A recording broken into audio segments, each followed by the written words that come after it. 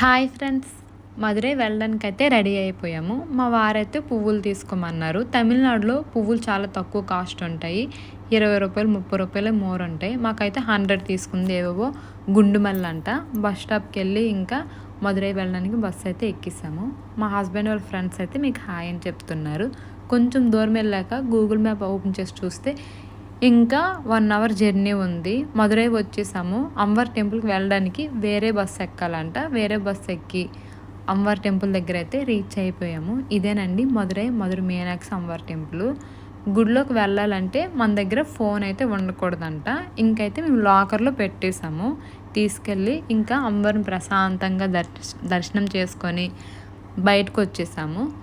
బయటకు వచ్చేసి ఫోన్ తీసుకొని మీకు మదురై చూపిద్దామని వీడియోస్ అయితే తీస్తున్నాను. నాకు ఎప్పటి నుంచో నా చిన్నప్పటి నుంచి ఒక డ్రీమ్ ఉండేది. ఎప్పటికైనా నా లైఫ్లో మధుర మీనాక్షి అమ్మవారి టెంపుల్ చూడాలని.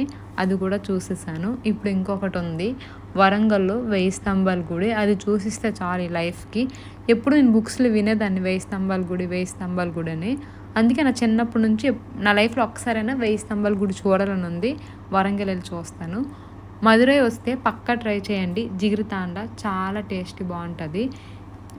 మదురైలో కొన్ని మోసపోవద్దు. రోడ్ సైడ్ ఇలా క్లిప్లు హెయిర్ బ్యాండ్లు 10 రూపీస్ అని పెడతారు. కానీ మన దగ్గర కంటే చాలా ఎక్కువ రేటు, చాలా ఎక్కువ ప్రైజెస్ ఉంటాయి. తినడానికైతే స్నాక్స్ తీసుకున్నాము. రేపు రామేశ్వరంలో రామనాథస్వామి టెంపుల్ వీడియో పెడతాను, చూడండి.